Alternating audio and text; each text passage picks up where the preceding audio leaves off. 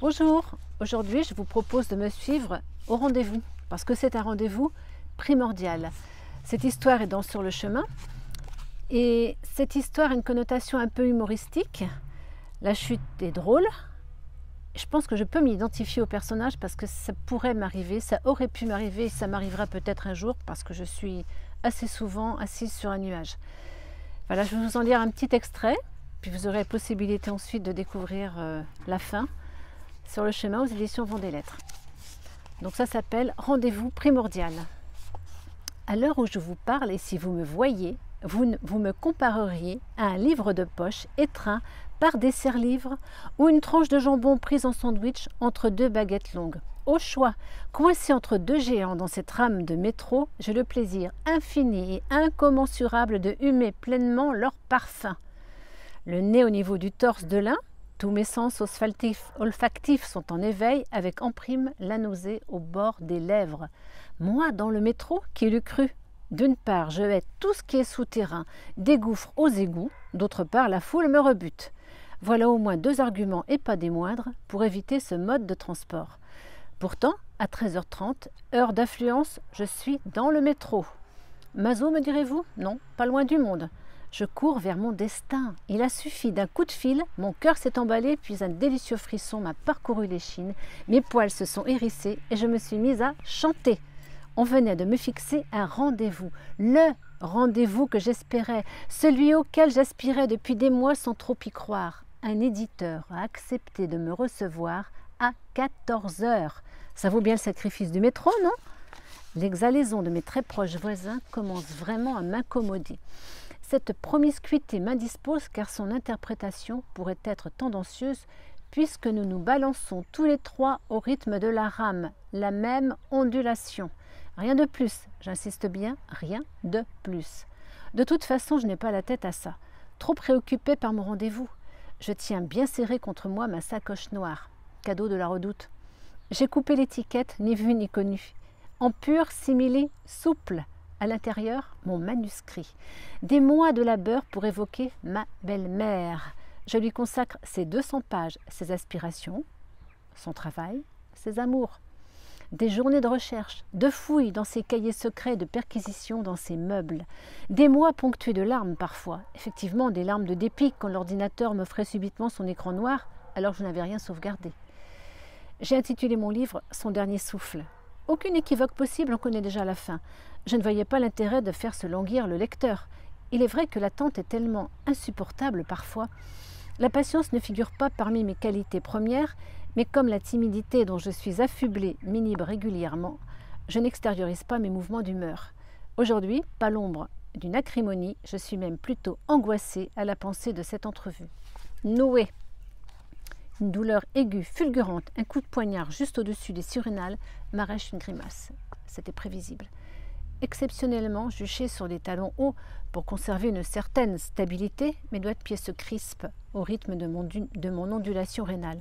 Oh, je vous en prie, gardez vos sourires narquois pour vous. Je n'ai nulle envie de blaguer car depuis quelques instants, je m'efforce de tenir éloigné ce petit soupçon de claustrophobie qui guette le moment de m'envahir. J'ai chaud. Une chaleur moite m'inonde. Impossible d'ôter mon vêtement. Imaginez la scène. Un début de suffocation, d'asphyxie me submergerait presque. Une seule issue, trouver un dérivatif. Mon regard tente vainement de capturer le nom des stations. Alors je m'intéresse à tout ce qui m'entoure. Tout. Le pli de la chemise d'un de mes gardes du corps. Sauvé. Un pli sous la poche qui part vers l'oblique, c'est un pli en trop, un dérapage du fer. En clair, la chemise est mal repassée. Alors moi, ça me saute aux yeux, surtout quand je louche dessus. Impossible de détacher mon regard. Quelle aubaine! J'ai beau l'examiner, le fixer, il est en trop. Tu parles d'une incapable, celle qui lui a fait ça. Il n'empêche que si je la voyais, je la remercierais, car grâce à elle, j'ai un peu évacué mon stress. Station Châtelet, ouf, je descends. Comme un mouton de Panurge, je me coule parmi le flot des Parisiens et des autres. Je ne cours pas, moi, au risque de me tordre une cheville. Je m'applique même à marcher, l'air un peu hautain, voire dédaigneux. Je trouve que mes talons hauts me confèrent une prestance. Mine de rien, ça me va bien. L'expression mine de rien me déclenche une de ces déflagrations à l'estomac. C'est aussi le nom des éditions qui me reçoivent aujourd'hui. Il ne faudrait pas que j'arrive en retard. Un coup d'œil sur ma montre indique 13h45. Il me reste un petit quart d'heure pour le trouver, mon éditeur. Avant de poursuivre, je préfère vérifier l'adresse sur le courrier qu'il m'a expédié.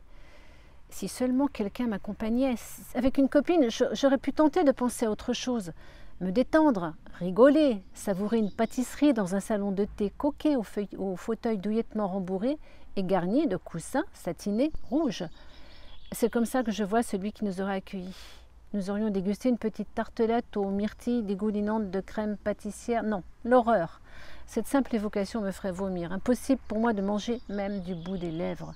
Je suis trop contractée. Alors la tartelette, je la mets d'office à la poubelle et je sors en courant de la pâtisserie. Je suis seule, désespérément seule. Je ne vais quand même pas pleurer. Je recherche la rue Benjamin Franklin. Coup de tonnerre, éclair de joie dans les mirettes. J'y suis. C'est écrit là, sur la plaque vissée au mur vétuste de cet immeuble. Un haussmannien. Dieu sait si mon beau-frère me les a vantés, ces immeubles. Tu verras, Elsa, cette architecture sans pareille. N'hésite pas à t'arrêter, à lever les yeux. Tu ne le regretteras pas.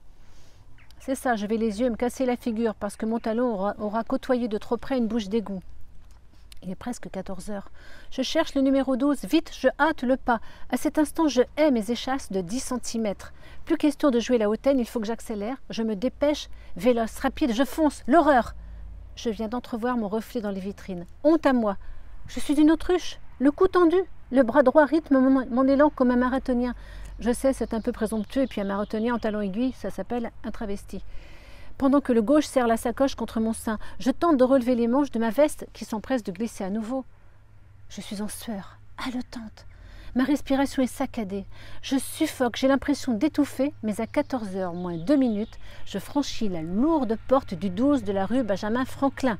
Je n'ai pas pris le temps de lorgner toutes les plaques alignées sur le mur, j'ai seulement retenu que le siège des éditions Mine de Rien se situe au 3e étage, 2e porte à gauche. Ouf, j'y suis presque. Avant de monter, je rajuste ma tenue devant l'immense miroir du hall. Il doit avoir pour mission de donner un peu de profondeur, juste un effet d'optique. Simple constatation parce qu'en toute franchise, je m'en fiche complètement. J'évite l'ascenseur dont j'appréhende l'exiguïté, direction les escaliers en colimaçon. Tant pis, c'est moins évident avec mes talons, mais je fonce. Je grimpe presque allègrement les 3 étages, sans penser, sans réfléchir. Il faut que je sois ponctuelle. C'est capital. La ponctualité est un gage de sérieux. D'emblée, l'éditeur me cernera comme quelqu'un de réfléchi, d'appliqué, de solide. Enfin, j'y suis. Sonner et entrer. Je reprends ma respiration. Je me redresse, j'affiche mon sourire le plus enjôleur et je sonne. J'entre en lançant d'une voix enjouée. « Bonjour !» Un film des illusions. La secrétaire ne lève pas la tête pour me répondre. Pas grave, ce n'est que le petit personnel. J'attends que mademoiselle Sed soit disposée à m'accorder un peu de son temps en considérant les lieux. Attenant à l'accueil dans une alcôve, la salle d'attente. Minuscule. La décoration est extrêmement épurée. Quelques photographies représentant l'espace, le cosmos, des dessins pour symboliser les arbres, les champs à perte de vue. Sur un guéridon, un bouquet d'immortels retient généreusement la poussière. Lorsqu'enfin l'autre daigne m'accorder un regard, je décline mon identité.